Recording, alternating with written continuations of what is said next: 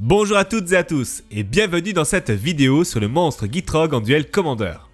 Cette ressource se veut comme l'une des plus complètes et digestes autour de notre grenouille préférée et le travail de Pyrrhus m'a grandement facilité la vie dans la réalisation de cette vidéo.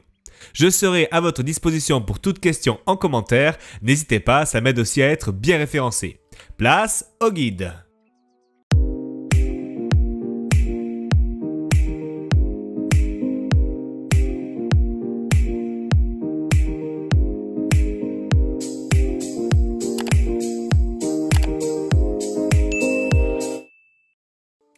Le monstre Gitrog est une créature 6-6 pour 5 mana dont un noir et un vert.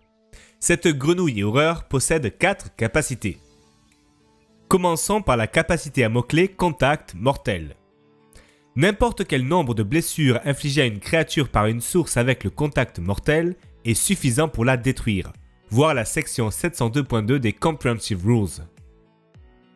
Cette capacité peut sembler dérisoire sur un pâté 6-6 comme le monstre Gitrog, mais ça peut parfois paralyser des jeux basés sur une grosse créature sans évasion ou encore les jeux Voltron. Les adversaires devront bien souvent perdre des ressources pour gérer ce commandant. Exemple, une dislocation sur Gitrog pendant une étape de déclaration des bloquants ne sauvera pas la créature qui l'aura bloqué à l'étape des blessures de combat. La deuxième capacité du monstre se déclenche au début de notre entretien. Au début de votre entretien, sacrifiez le monstre Gitrog à moins que vous ne sacrifiez un terrain. Il sera capital de noter que nous ferons ce choix de sacrifice à la résolution de la capacité. Si le monstre Gitrog quitte le champ de bataille en réponse à cette capacité, à la résolution de celle-ci, nous pourrons choisir de sacrifier Gitrog et non un terrain, ce qui n'aura aucun effet sur le champ de bataille. La plupart du temps, nous sacrifierons un terrain, donc il ne faudra pas oublier de mettre le mana de celui-ci en réserve avant de résoudre la capacité. Un mana vert offre un assolement, un mana noir offre une poussée fatale. La capacité suivante est une capacité statique. Vous pouvez jouer un terrain supplémentaire pendant chacun de vos tours. Sans cela, il serait difficile de se développer à cause de la capacité déclenchée précédente. Le design de cette carte est particulièrement bien réussi et c'est pour cela que ce commandant a eu, au cours de son existence, beaucoup d'aficionados passionnés. Finissons avec sa capacité de pioche. À chaque fois qu'au moins une carte de terrain est mise dans votre cimetière d'où qu'elle vienne, piochez une carte. Cette capacité est étonnante d'efficacité. Que le terrain soit défaussé, détruit, sacrifié ou meulé, le résultat est le même, nous piocherons une carte. Une restriction existe néanmoins, si plusieurs terrains arrivent au cimetière en même temps, cela ne déclenchera qu'une seule fois cette capacité. On pourra facilement jouer Gitrog dès l'accès à nos 5 mana et jouer puis sacrifier un fetchland pour piocher une carte. Même en cas de gestion sur notre commandant, nous aurons pris un avantage de carte en main et nous pourrons, si les terrains suivent évidemment, le proposer à chaque tour à la manière d'une Titania qui se fait systématiquement gérer par l'adversaire. Gardons cette capacité en tête pendant les étapes de nettoyage. En effet, si nous finissons notre tour avec Gitrog en jeu et plus de 7 cartes en main, nous devrons nous défausser jusqu'à ce qu'il nous reste cette carte en main. Les cartes défaussées arriveront au cimetière en même temps, et donc, qu'importe le nombre de terrains qui partiront au cimetière de cette manière, cela provoquera une seule capacité de pioche de Gitrog. Le fait qu'une capacité s'est déclenchée pendant l'étape de nettoyage provoque une nouvelle et complète étape de nettoyage dans laquelle nous pourrons de nouveau nous défausser d'un terrain. Cela déclenchera un autre trigger de pioche, ce qui engendrera une nouvelle étape de nettoyage et nous continuerons ainsi jusqu'à avoir sculpté notre main pour le prochain tour de jeu. Nous pourrons évidemment répondre à la capacité dans la pile de Gitrog au besoin. Pour plus de détails concernant cette étape de jeu, vous pourrez regarder notre vidéo sur la phase de fin de tour, elle est complète et parfaitement claire. Évidemment, les cartes avec le dragage comme Salve Obscure et Vie du Terreau seront incroyablement puissantes en combinaison avec cette capacité. Maintenant que nous avons éclairci le brouillard autour de ce commandant, intéressons-nous au plan de jeu. Le monstre Gitrog est un jeu contrôle combo. Il faudra stabiliser la partie avant de prendre l'avantage pour remporter la victoire.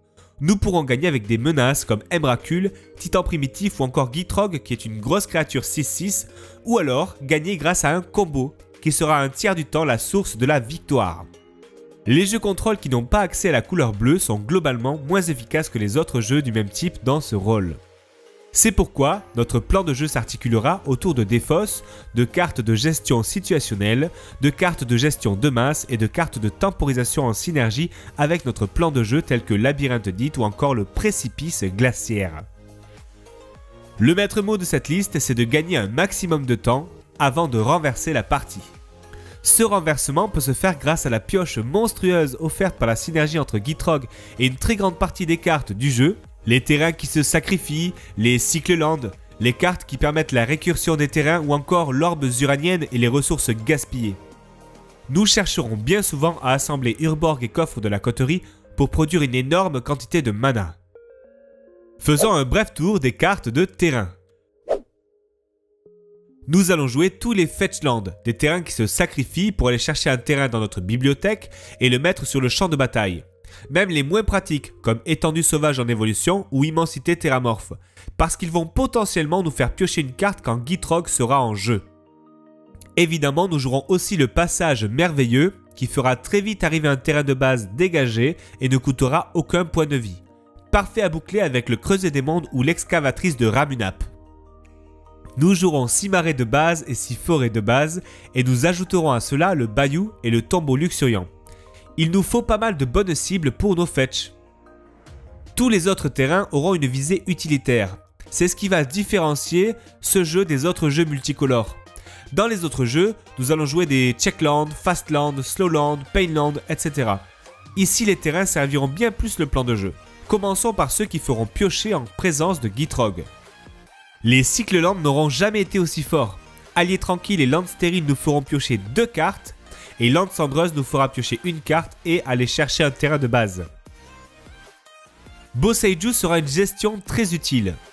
Takenuma aura un grand rôle à jouer dans certains combos. Désert de poussière et quartier fantôme contre les terrains puissants comme Épopée d'Urza ou les terrains créatures par exemple, nous pourrons aussi attaquer les bases de mana des jeux contrôle adverses. Le champ pétrifié donnera une seconde vie à de puissants terrains et offrira une pioche en présence de Gitrog. Tourbière, Futée des noyés, Cité des traîtres et Veine de cristal offriront un avantage ponctuel de mana. Enfin, nous allons jouer une arme redoutable contre les jeux agressifs, le Précipice glaciaire. Il sera un atout capital. D'autres terrains utilitaires sauront se rendre indispensables. Le Labyrinthe d'Ith pour gagner du temps, la ferme à putréfaction des Golgari qui permettra de récupérer un Cycleland, un Takenuma ou un Boseiju pour le réutiliser par exemple. Yavimaya et Urborg pour stabiliser la base de mana et pour permettre aux terrains qui ne génèrent pas de mana comme les Fetch, le Labyrinthe d'Ith ou encore le Précipice glaciaire de produire du mana coloré. Urborg et Yavimaya permettront aussi d'utiliser Tourbière et Futée des noyés sans enlever de marqueurs secs et ainsi les garder en jeu plus longtemps. Urborg Tombe de Yogg-Saibul est une pièce essentielle de la synergie Urborg Coffre de la Coterie qui permet une production démentielle de mana. Il permettra des kills à base de splendide restauration avec présence effroyable en jeu. Nous aurons besoin de Gitrog en jeu le plus tôt possible pour commencer à profiter de ses effets et de son body avant qu'il ne soit trop tard. C'est pourquoi nous jouerons quelques cartes pour accélérer la production de mana.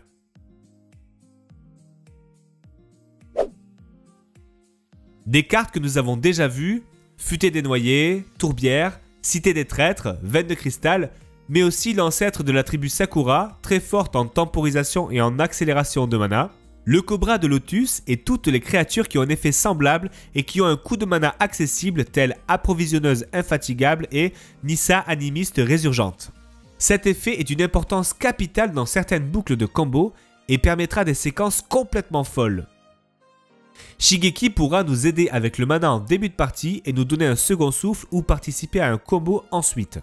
Nous jouerons Exploration, qui s'alliera parfaitement avec Excavatrice de Ramunap et Creuset des mondes qui sont indispensables dans ce jeu, l'étendue de l'utopie et la végétation luxuriante, les ressources gaspillées qui sont des moteurs de combo, Invocation cruelle, Assolement pour aller chercher par exemple une cité des traîtres, Messe noire, Sapience naturaliste, 3 visites et à la recherche de demain. Ces cartes suffisent à nous apporter l'accélération nécessaire au bon déroulement de notre plan de jeu. Faisons un bref tour des cartes de gestion que nous allons jouer. Exterminer, poussée fatale et salve obscure nous aideront au plus vite avec les petites et moyennes créatures. Droit à la gorge, Eddy de Sheoldred, éliminer et dislocation seront de très puissants anti-créatures. Commandement de Flestrefleur pourra nous débarrasser de petites créatures ou permanents, mais aura aussi d'autres utilisations très impactantes. Décomposition abrupte et trophée de l'assassin toucheront des permanents gênants. Déluge toxique et damnation seront de très puissantes gestions de masse, et nous jouerons aussi des défausses telles Inquisition de Kozilek, Saisie des pensées et contraintes, dans le but d'éviter les interactions adverses et pour aider à lancer nos combos en sécurité. Crime du Corbeau pourra complètement vider la main adverse en combinaison avec Vie du Terreau ou devenir un redoutable moteur de pioche en présence de Gitrog. Nous jouerons Résilience pour protéger des cartes de notre cimetière contre l'exil ou annihiler les séquences dangereuses des plans de jeu Reanimator. Beaucoup de ces cartes sont flexibles et il faudra être créatif dans leur utilisation. Le but étant un tiers du temps de gagner grâce au combo, le reste du temps nous ferons place nette pour attaquer à grands coups de 6-6. Il est temps d'étudier les combos de plus près. Les combos peuvent sembler compliqués de prime abord, mais nous allons les détailler avec grand soin si bien qu'ils sembleront une seconde nature pour vous quand nous aurons fini. Nous allons devoir boucler des actions en jouant avec notre cimetière. Il existe 2 cartes autour desquelles nous pouvons construire le combo. Saison passée qui est chère en mana et difficilement utile à cause de cela hors plan de combo, et Shigeki qui sera bien plus flexible le reste du temps. Il est plus difficile d'agir avec la capacité de transfert de Shigeki qu'avec saison passée. Je mettrai le plan du combo autour de saison passée en description et nous allons nous intéresser au présent avec Shigeki, visionnaire de Jukai. La boucle principale fonctionne avec ressources gaspillées, qui est un moteur à sacrifice de terrain qui génère du mana, splendide restauration et un effet de type précepteur diabolique. Nous partirons du postulat que nous avons ressources gaspillées, splendide restauration et précepteur diabolique en main. La somme des terrains que nous avons sur le champ de bataille et au cimetière sera au minimum de 13. Nous allons jouer ressources gaspillées, puis mettre le mana de tous nos terrains dégagés en réserve, et enfin sacrifier tous les terrains que nous contrôlons pour ajouter du mana à notre réserve. Le minimum de mana qu'il faut générer à cette étape est de 7 si l'effet de précepteur que nous avons en main est un précepteur diabolique ou obscure prétention avec au moins une carte d'éphémère de rituel au cimetière. 9 mana si l'effet de précepteur que nous avons en main est lambeau de mémoire ou implorer la reine, et 11 si le précepteur que nous avons en main est déterré pour son coût alternatif de tranchage. Une fois ce mana en réserve, 7 dans cet exemple, nous allons lancer Splendide Restauration et renvoyer au moins 13 terrains sur le champ de bataille. Nous les sacrifions et ajoutons 13 mana dans notre réserve, qui comportera alors un total de 16 mana d'un mélange vert et noir. Nous jouerons notre carte de précepteur pour aller chercher Shigeki, reste 14 mana. Nous jouons sa capacité de transfert pour X est égal à 2. Donc nous devrons nous acquitter de 2 mana verts et 4 mana génériques pour récupérer précepteur diabolique et splendide restauration dans notre main. Nous avons encore 8 mana disponibles dans notre réserve. Nous allons utiliser 4 de ces manas pour lancer Splendide Restauration et nous renvoyons au moins 13 terrains en jeu, plus que 4 manas en réserve. Nous jouons Précepteur Diabolique et allons chercher Réapparition, et nous jouons en Réapparition pour aller chercher Shigeki au cimetière, notre réserve de mana est vide. Maintenant, toutes les pièces sont assemblées pour produire mana infini. Mémorisez bien cette situation. Nous sacrifions tous nos terrains pour produire 13 mana et nous jouons le transfert de Shigeki pour X égale 2, donc nous payons 4 mana génériques et 2 mana verts et nous renvoyons Réapparition et Splendide Restauration dans notre main, reste 7 mana en réserve. Nous jouons Réapparition sur Shigeki pour 2 et Splendide Restauration pour 4, il nous reste 1 mana en réserve. Cette boucle générera à chaque fois un mana de plus que nécessaire à sa réalisation si nous avons 13 terrains en jeu. Nous dirons boucler ces actions jusqu'à un nombre arbitrairement grand de mana, quelque chose comme 5 millions de mana devrait suffire. Ensuite, nous arrêtons la boucle quand nous aurons Shigeki en main et tous nos terrains en jeu. Nous allons jouer Shigeki pour sa capacité de transfert pour récupérer toutes les cartes non légendaires non terrain de notre cimetière en main. Puis nous allons jouer Précepteur Diabolique ou n'importe lequel de nos précepteurs, même lambeau de peau, pour aller chercher le summum de la destruction ou commandement de Flestrefleur.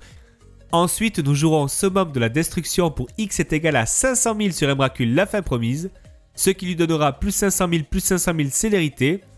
Ou bien nous bouclerons Commandement de Flestrefleur puis Réapparition sur Shigeki Et enfin Shigeki sur commandement de Flestrefleur plus réapparition, l'adversaire perdant 2 points de vie à chaque nouvelle boucle. Dans ce combo, nous pourrons remplacer ressources gaspillées par orbes uraniennes et n'importe quel effet du type Cobra de Lotus. Cela coûtera en revanche beaucoup plus cher en mana au départ, parce que le mana sera produit à l'arrivée des terrains en jeu. Mais le démarrage du combo sera facilité par la présence de l'effet touche-terre dans la production des 10 mana. De la même manière, nous pourrons remplacer Splendide Restauration par Modeleur de Monde plus Anti-Créature. En revanche, la boucle coûtera le mana de l'anti-créature en plus, ainsi que 2 mana de plus pour la capacité de transfert de Shigeki par boucle. Attention, la présence de Gitrog sur le champ de bataille pendant le combo peut faire piocher pas mal de cartes.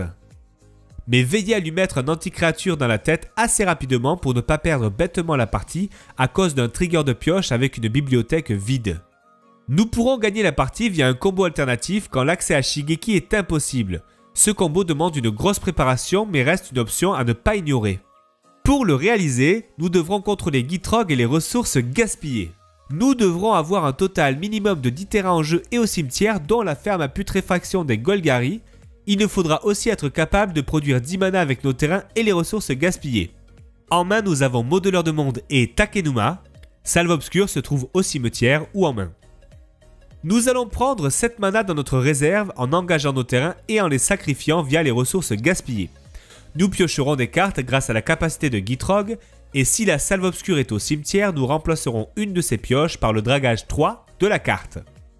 Ensuite, nous allons jouer le Modeleur de Monde, puis nous jouerons Salve Obscure en le ciblant.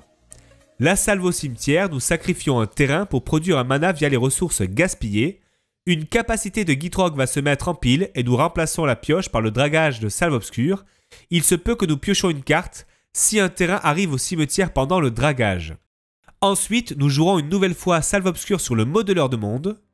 Nous allons sacrifier un terrain pour produire de nouveau un mana et de nouveau remplacer cette pioche par le dragage 3 de Salve Obscure, puis jouer Salve Obscure une dernière fois sur le Modeleur de Monde. Le modeleur sera mis au cimetière et déclenchera sa capacité. Quand le Modeleur de Monde meurt, renvoyez sur le champ de bataille engagé toutes les cartes de terrain de votre cimetière.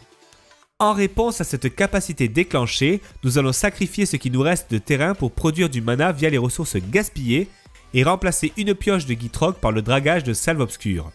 Ensuite, avec la capacité du modeleur toujours dans la pile, nous allons utiliser le transfert de Takenuma pour meuler 3 cartes et récupérer le Modeleur de Monde en main.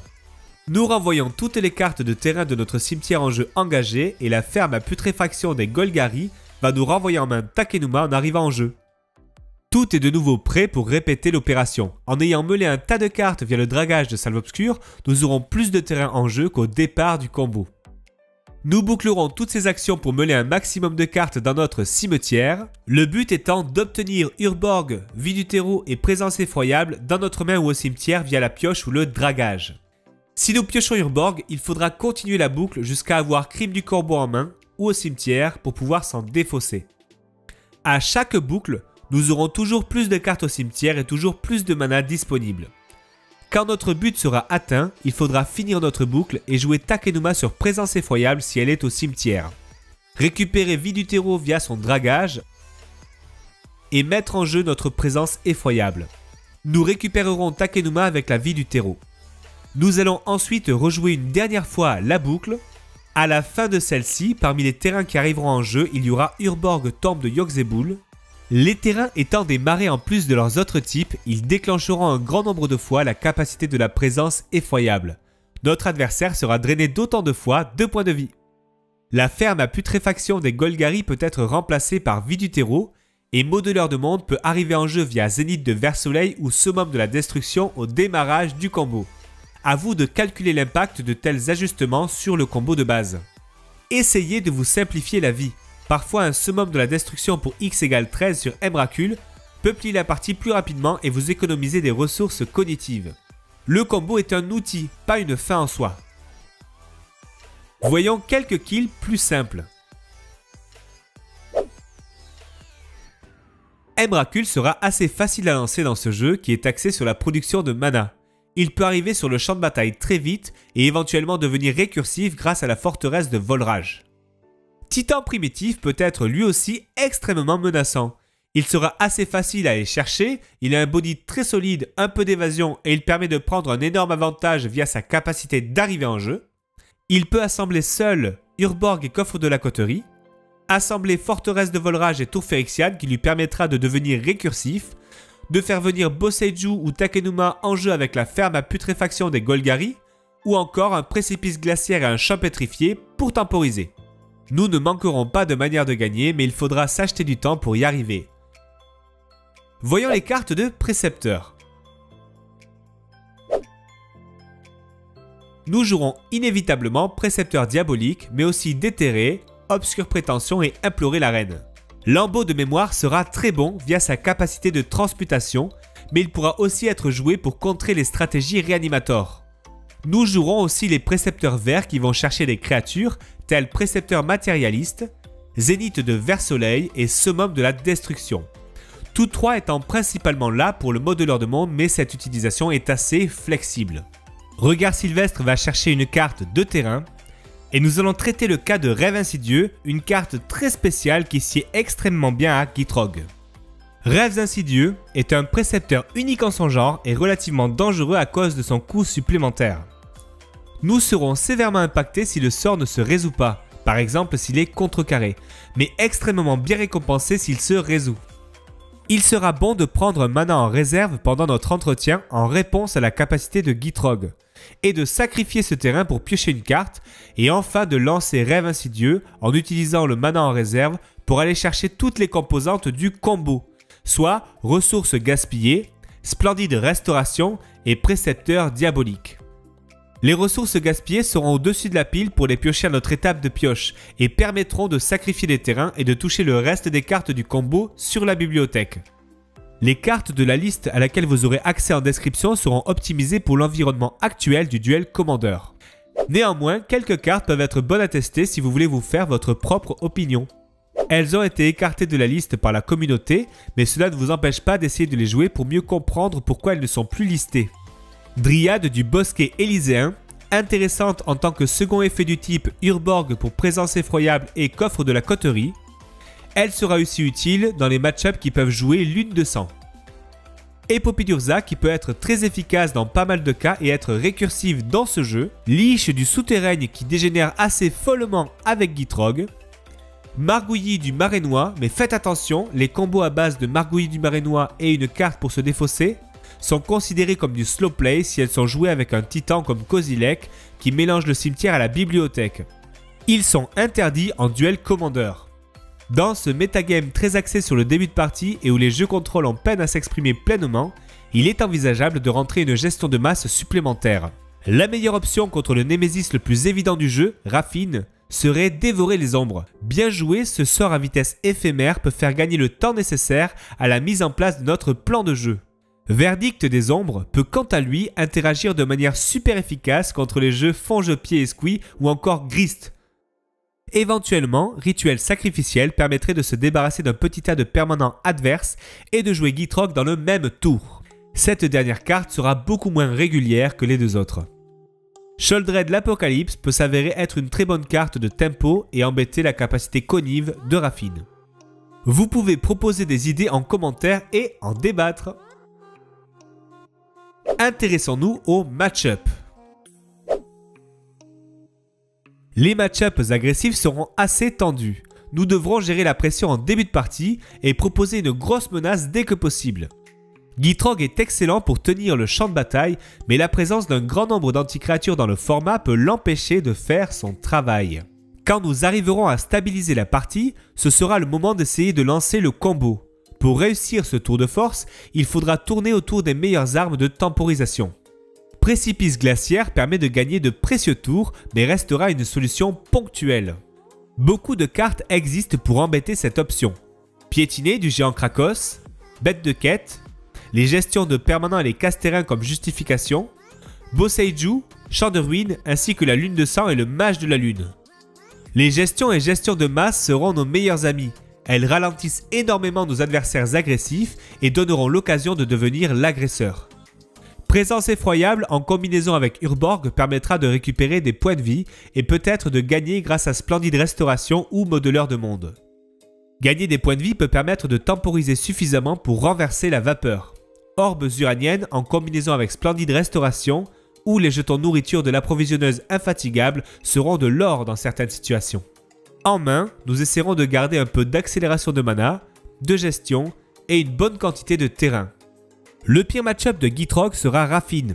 Elle rend quasiment le jeu injouable par sa seule présence en compétition. Les match-up contrôle seront très différents.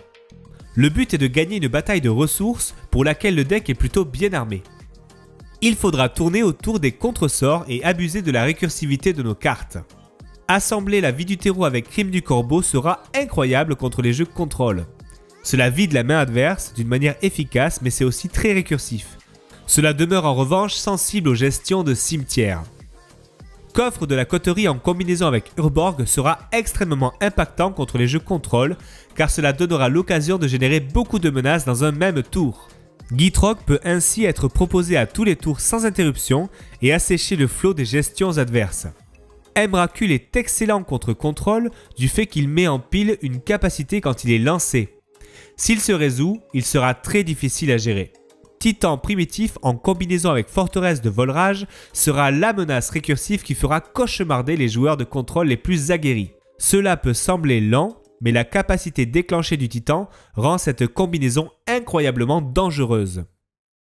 Il faudra garder beaucoup de terrain en main, une petite accélération de mana éventuellement, et un peu de défausse et de cartes récursives. Attention à Léovold qui sera un vrai cauchemar. Pour finir, les match-up combos sont toujours très compliqués à analyser. Celles qui reposent sur un permanent devront être anticipées comme telles, gardant un Boseiju up en main contre une brèche du monde souterrain ou en anti-créature contre servant du peintre. Il faudra se renseigner sur le combo qui est joué dans tel et tel jeu. Les combos qui utilisent le cimetière auront de bonnes réponses dans ce jeu. Marécage de Bojuka et notre tonne de précepteurs ou encore lambeau de mémoire. Assembler Crime du Corbeau avec Vie du Terreau sera encore une fois une excellente option.